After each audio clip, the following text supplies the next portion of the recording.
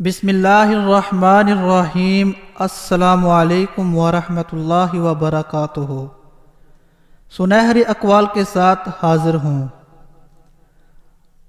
حضرت محمد مصطفیٰ صلی اللہ علیہ وسلم نے ارشاد فرمایا، بندہ کی دعا قبول ہوتی ہے تا وقت کہ کسی گناہ یا رشتہ داروں کے ساتھ بدسلوکی کی دعا نہ کرے، جب تک کہ جلدی نہ مچائے۔ عرض کیا گیا، یا رسول اللہ صلی اللہ علیہ وسلم، جلدی مچانے کا مطلب کیا ہے؟ آپ صلی اللہ علیہ وسلم نے فرمایا، جلدی مچانا یہ ہے کہ یوں کہنے لگے کہ میں نے بار بار دعا کی مگر قبول ہوتی ہوئی نہیں دیکھتا، سو دعا کرنا چھوڑ دے۔ حضرت محمد صلی اللہ علیہ وسلم کا ارشاد مبارک ہے، اللہ تعالیٰ کے نزدیک دعا سے بڑھ کر کوئی چیز قدر کی نہیں۔ آپ صلی اللہ علیہ وسلم نے فرمایا کہ دعا ہر چیز سے کام دیتی ہے، ایسی بلا سے بھی جو کہ نازل ہو چکی ہو اور ایسی بلا سے بھی جو کہ ابھی نازل نہیں ہوئی، سو اے بندگان خدا دعا کو پلے باندھو۔ آپ صلی اللہ علیہ وسلم فرماتے ہیں، جو شخص اللہ تعالیٰ سے دعا نہیں کرتا اللہ تعالیٰ اس پر غصہ کرتا ہے۔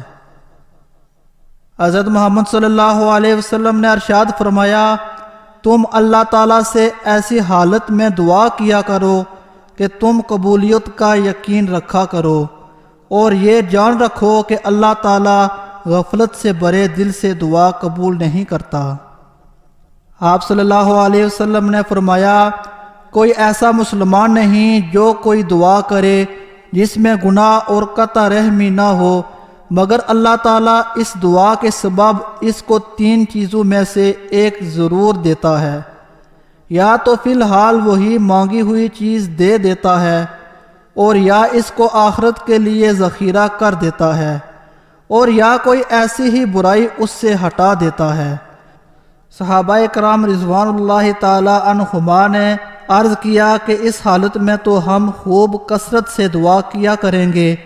آپ صلی اللہ علیہ وسلم نے فرمایا، اللہ تعالیٰ کے یہاں اس سے بھی زیادہ عطا کی کثرت ہے۔ آپ صلی اللہ علیہ وسلم نے ارشاد فرمایا کہ تم میں سے ہر شخص کو اپنے رب سے سب حاجتیں مانگنا چاہیے، اور ثابت کی روایت میں ہے کہ یہاں تک کہ اس سے نمک بھی مانگے اور جوتی کا تسمہ ٹوٹ جائے وہ بھی اسی سے مانگے۔ حضرت ابو امامہ رضی اللہ تعالیٰ عنہ سے روایت ہے کہ رسول اللہ صلی اللہ علیہ وسلم نے فرمایا، 4 موقع ہیں جن میں دعا خصوصیت سے قبول ہوتی ہے، ایک راہ خدا میں جنگ کے وقت، اور جس وقت آسمان سے بارش ہو رہی ہو اور رحمت کا سماں ہو، اور نماز کے وقت، اور جب کعبۃ اللہ نظر کے سامنے ہو۔ آپ صلی اللہ علیہ وسلم نے فرمایا، جب کوئی بندہ اپنے دونوں ہاتھ اس کے سامنے پھیلاتا ہے تو اللہ تعالیٰ کو ناکام اور خالی ہاتھ لوٹانے میں شرم آتی ہے۔ اللہ تعالیٰ سے دعا ہے کہ اللہ تعالیٰ ہمیں ان احادیث پر عمل کرنے کی توفیق عطا فرمائے اور ہمیشہ اپنے رب سے ہی مانگنے کی توفیق عطا فرمائے۔ اللہ تعالیٰ سب کا حامی و ناصر ہو۔